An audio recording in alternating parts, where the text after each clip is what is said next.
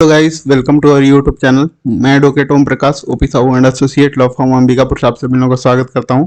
जैसा कि आप लोगों को थंबनेल से पता चल गया हो कि आज हम लोग यहां पे बात करने बहुत ही इंपॉर्टेंट जो जजमेंट है, लैंडमार्क जजमेंट, जो कि भरण पोषण से संबंधित है। जो चाहे पति हो या पत्नी हो, हस्बैंड हो या वाइफ हो, दोनों के लिए ही बहुत ही इंपॉर्टेंट है। तो उसके बारे में हम लोग आज पूरा डिटेल से बात करने वाले हैं। तो वीडियो में लास्ट तक बन रहेगा, और वीडियो अच्छा लगे तो वीडियो को लाइक और चैनल को सब्सक्राइब कर लीजिएगा। चलिए शुरू करते हैं। तो वो रजनीश बनाम नेहा जो सुप्रीम कोर्ट का गाइडलाइन है, वो 4/11/2020 को सुप्रीम कोर्ट द्वारा यहाँ पे गाइडलाइन जो जारी किया गया, जो जजमेंट आया, उसके थ्रू जो क्या अपडेट निकल के आया उसके बारे में हम लोग यहाँ पे बात करेंगे। तो सुप्रीम कोर्ट द्वारा भरण पोषण और अधिकारिकता अधिव्यापन के मामले में यहाँ पे दिशा निर्देश दिया गया है, गाइडलाइन दिया गया है। तो इसमें क्या क्या है जिन पर आप यहाँ पे हम लोग आज बात करेंगे। तो यहाँ पे देख सकते हैं कानून के सवाल जिन पर चर्चा की गई है इसमें। अधिकारिकता अधिव्यापन का मुद्दा, मतलब यहाँ कहाँ पे ये एप्लीकेबल होगा। दूसरा है अंतरिम भरण पोषण का भुगतान।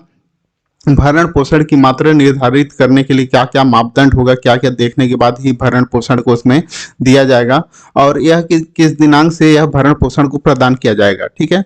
और भरण पोषण के आदेशों में क्या परिवर्तन हो, कब इसको परिवर्तित किया जा सकता है, वो सब के बारे में हम लोग यहाँ पे पूरा डिटेल से देखने वाले हैं।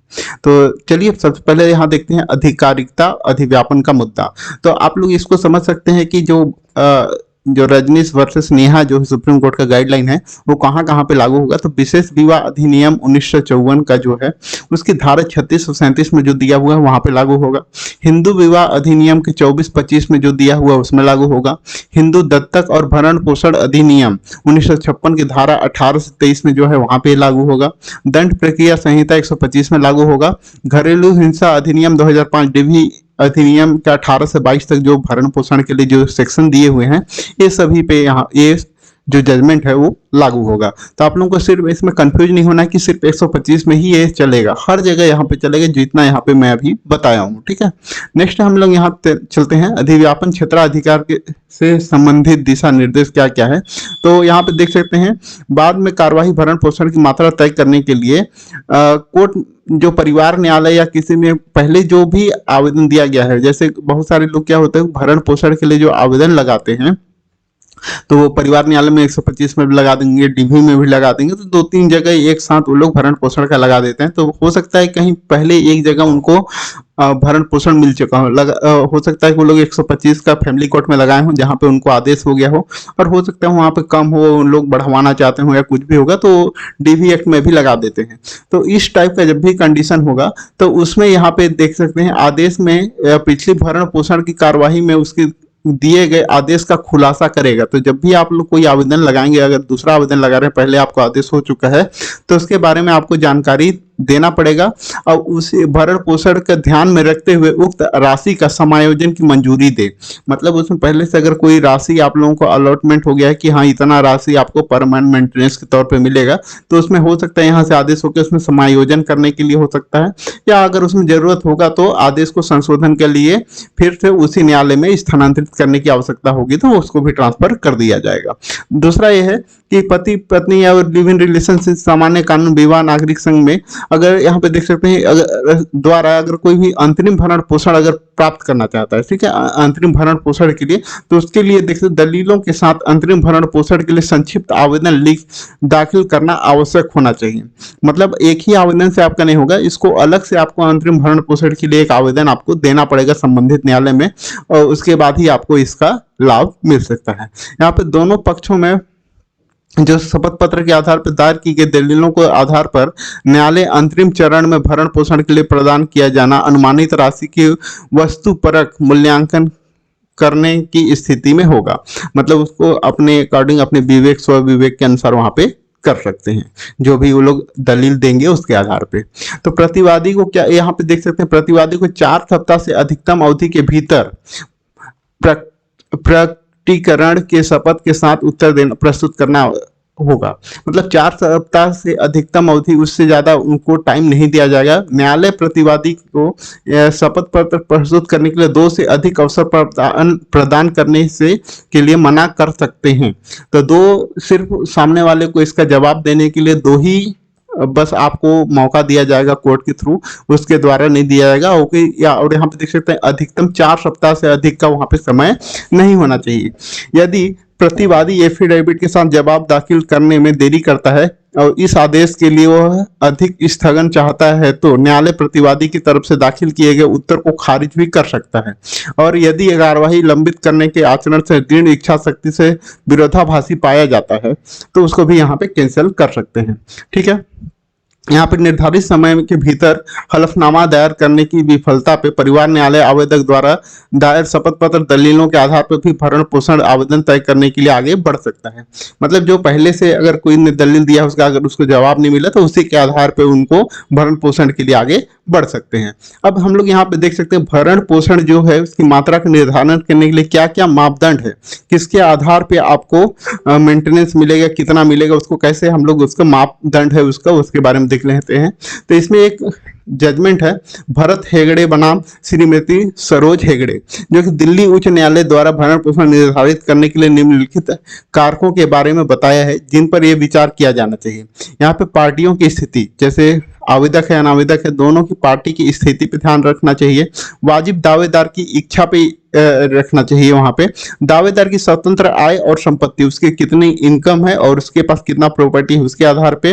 व्यक्तियों की संख्या, प्रतिवादी का खर्च उठाना होगा।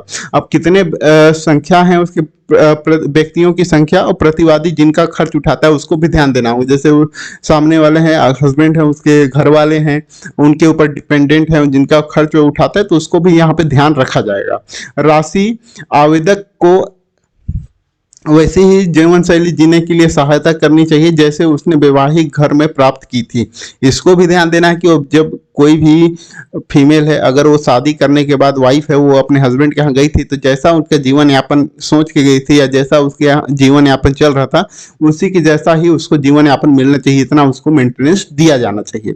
प्रतिवादी के दायित्व तो यदि कोई हो तो उसको भी देखना है कि प्रतिवादी जो है उसका क्या लाइबिलिटी है, कुछ है जैसे लोन वगैरह लिया हो या किसी और कुछ और खर्चा हो, मेडिकल एक्सपेंसेस हो, कुछ भी, तो सबको भी वहाँ पे ध्यान दिया जाएगा।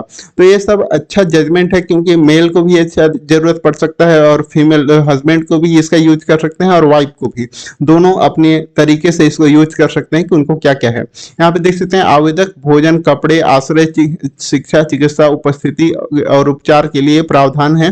प्रतिवादी को भुगतान की क्षमता कितनी है उसको भी देखना पड़ेगा। और यहाँ पे सभी स्रोतों से का खुलासा नहीं होने पर प्रतिवादी की आय आकलन करते समय कुछ अनुमान लगाने की संभावना से इनकार नहीं किया जा सकता। नेक्स्ट है यहाँ पे प्रतिवादी मुकदमेबाजी की लागत का भार उठाएगा, जो भी केस चल रहा है उसका भी वो भार उठाएगा। और धारा 125 सीआरपीसी में सम्मानित की गई राशि की अधिनियम की धारा 24 से समिति की राशि के खिलाफ समायोजित किया जा सकता है। मतलब डीवी एक्ट का 24 और इसका 125 सीआरपीसी को दोनों को समायोजित किया जा सकता है, दोनों को मिला के एक साथ ही दिया जाएगा, दोनों अलग अलग आप लोगों को वहां पे मेंटेनेंस नहीं मिलेगा। और यहाँ पे नेक्स्ट देख लेते हैं कि वह दिनांक जिससे भरण पोषण का प्रदान किया जाना है, कब से आपको भरण पोषण मिलेगा। यह नहीं कि आपको जब से आदेश हुआ है तब से मिल रहा है, ऐसा नहीं। सभी मामलों में भरण पोषण के आवेदन दाखिल करने की तारीख से सम्मानित किया जाएगा। मतलब जिस दिन आपने आवेदन दिया है भरण पोषण के लिए उस दिन से आपका ये एप्लीकेबल होगा, ये नहीं कि जिस दिन आपका आदेश हो रहा है। ठीक है, नेक्स्ट यहाँ पे देखते हैं भरण पोषण के आदेशों में प्रवर्तन। तो भरण पोषण के आदेश में क्या क्या प्रवर्तन है। भरण पोषण के आदेश में प्रवर्तन निष्पादन के लिए निर्देश दिया जाता है कि भरण पोषण का फरमान या डिग्री हिंदू विवाह अधिनियम 1956 की धारा 28A के तहत, घरेलू हिंसा अधिनियम की धारा 20(6) और सीआरपीसी की धारा 125 के तहत लागू किया जा सकता है इसमें प्रवर्तन के लिए। ठीक है, नेक्स्ट यहाँ पे देख सकते हैं सिविल प्रक्रिया संहिता के प्रावधानों के अनुसार दीवानी अदालत के फैसले की यहाँ पे डिग्री के रूप में भरण पैसे की डिग्री के रूप में भरण पोषण के आदेश को लागू किया जा सकता है, विशेष रूप से धारा 51, 55 और 58, 60 जो कि ऑर्डर 21 के साथ पढ़ी जाएगी। तो इसके तहत भी वहां पे भरण पोषण के लिए आदेश में परिवर्तन किया जा सकता है। नेक्स्ट यहाँ पे देखते हैं लिव इन रिलेशनशिप के बारे में कि अगर किसी का शादी नहीं हुआ है तो उस कंडीशन में क्या वो उसके लिए एलिजिबल है भरण पोषण पाने के लिए, मेंटेनेंस के लिए। तो ये भी एक इम्पॉर्टेंट चीज़ है कि बहुत लोगों का ऐसा होता है कि शादी नहीं होता फिर भी साथ में रह रहे हैं, तो वो लोग अगर भरण पोषण के लिए आवेदन देंगे तो उन लोग का एप्लीकेबल होगा या नहीं होगा। तो यहाँ पे देख सकते हैं दंड प्रक्रिया संहिता जो सीआरपीसी है, कानून में शादी के पक्ष में विवादित के साथ रहने के खिलाफ अनुमान लगाता है जब पुरुष महिला कई वर्षों से लगातार सहवास करते हैं और वैवाहिक कार्यों में विपरीत जहां कार्यवाही विवाह के सख्त प्रमाण आवश्यक है। दंड प्रक्रिया संहिता 125 के तहत सबूत के ऐसे सख्त मानक का आवश्यक नहीं होंगे। तो यहाँ पे देख सकते हैं कि सीआरपीसी में यह दिया हुआ है कि अगर उनका शादी होता है, अगर शादी है तभी उनका 125 का मेंटेनेंस का चलेगा। बट यहाँ पे ऐसा दिया हुआ है कि अगर वो ऐसा सबूत नहीं मांगेगा कि अगर वो लगातार उनके साथ रह रहे हैं और यहाँ पे सहवास कर रहे हैं, लगातार वैवाहिक जीवन टाइप का रह रहे हैं, तो वहाँ पे जरूरत नहीं पड़ेगा। लेकिन इसके लिए आपको कुछ जजमेंट वगैरह की कॉपी वहाँ पे दिखाना पड़ेगा। लेकिन इसका सबसे अच्छा ऑप्शन यह है कि आप घरेलू हिंसा अधिनियम में जाके आप इसमें मेंटेनेंस के लिए लगा सकते हैं। तो वहाँ पे आपको शादी की जरूरत नहीं है। तो आप देख सकते हैं लिव इन रिलेशनशिप के अंतर्गत आने वाली शादी की प्रकृति में के संबंध में इंद्र शर्मा बनाम VKV शर्मा, ये आपका एक जजमेंट है जो कि न्यायालय में निम्नलिखित निर्देशित दिए हैं कि रिश्ते की अवधि साझा घर होना चाहिए, घरेलू व्यवस्था होना चाहिए, संसाधनों में वित्तीय व्यवस्था में साझेदारी, यौन संबंध हो, बच्चे हों या सार्वजनिक सामाजिकरण और दलों के इरादे और आचरण। ठीक है, तो इसमें क्या है, आप अगर शादी आप लोगों का नहीं हुआ है फिर भी आप लोगों के बीच में शादी जैसा अगर आप लोगों के बीच में संबंध है तो आप लोग उसमें कर सकते हैं। अगर समाज में ऐसा लगता है कि ये दो लोग अभी रह रहे हैं, वो लोग पति पत्नी के रूप में रह रहे हैं, तो भी यहाँ पे एप्लीकेबल होगा। तो इसमें आप इंद्र शर्मा बनाम VKV शर्मा का जजमेंट यहाँ पे लगा सकते हैं डोमेस्टिक वायलेंस के केस में। ठीक है, न्यायालय ने मना की दिशा निर्देश केवल संकेत के लिए संपूर्ण नहीं है। तो यहाँ पे मेन चीज है आपका कि अगर आप लोग का लिव इन रिलेशनशिप में अगर शादी नहीं हुआ है तो आप लोग इसके तहत आप लोग लगा सकते हैं। तो मेन अब इसमें हुआ क्या है ये देख लेते हैं कि जैसे ये जजमेंट आया रजनीश वर्सेस नेहा, तो उसके बाद सभी कोर्टों में एक महत्वपूर्ण सूचना यहाँ पे दिया गया है। एक शपथ पत्र आप सभी लोगों को, मेल हस्बैंड हो या वाइफ हो, दोनों को फिल करना पड़ेगा। यहाँ पे देख सकते हैं जो मैंने यहाँ पे कोर्ट की वेबसाइट से निकाला हुआ है कि माननीय सर्वोच्च न्यायालय के आपराधिक अपील नंबर जो भी दिया हुआ है रजनीश बनाम नेहा व अन्य ने आवेदन 4/11/2020 को पारित आदेश दिए गए निर्देशों के तहत समस्त अधिवक्तागण पक्षकारण को सूचित किया जाता है कि भविष्य में प्रस्तुत होने वाली प्रत्येक भरण पोषण के मामले में, जहां पे स्पेसिफिक लिखा हुआ है कि 125 दंड प्रक्रिया संहिता या घरेलू हिंसा से महिला संरक्षण अधिनियम में प्रार्थना पत्र के जवाब के साथ संबंधित पक्षकार का विहित प्रारूप में शपथ पत्र से संबंधित दस्तावेज आवश्यक रूप से पेश करें। इनके अभाव में प्रार्थना पत्र जब स्वीकार नहीं किया जाएगा। और इसके अलावा वर्तमान में इस न्यायालय की उक्त प्रवृत्ति में लंबित समस्त प्रकरणों में दिसंबर माह तक शपथ पत्र को संबंधित दस्तावेज आवश्यक रूप से प्रस्तुत करें। मतलब ये अगर आप लोग 125 का जो लगा रहे हैं मेंटेनेंस के लिए और घरेलू हिंसा का अगर आप लगा रहे हैं मेंटेनेंस के लिए, तो वहाँ पे आपको ये शपथ पत्र भरना बहुत जरूरी है। इस शपथ पत्र के बिना आपका वहाँ पे एक्सेप्टेबल नहीं होगा। तो ये आप लोग जिस न्यायालय में आप जाएंगे वहाँ पे आप लोगों को ये फॉर्म मिल जाएगा। तो इस फॉर्म को आप लोग भर के वहाँ पे दे सकते हैं। और अगर आप लोगों के केस में अगर सामने वाला अगर जॉब कर रहा है या कुछ कर रहा है, अपनी आय इनकम को छुपा रहा है, तो उस कंडीशन में आप वहाँ पे आवेदन कर सकते हैं कि रजनीश वर्सेस नेहा का यहाँ पे पालन नहीं हो रहा है, तो उसको आप लोग वहाँ पे वो करा सकते हैं कि इसको शपथ पत्र इसके द्वारा प्रस्तुत किया जाए। वीडियो अच्छा लगा तो वीडियो को लाइक और चैनल को सब्सक्राइब कर लीजिएगा ताकि आप लोगों को इस तरह का अपडेट मिल सके। Thanks for watching.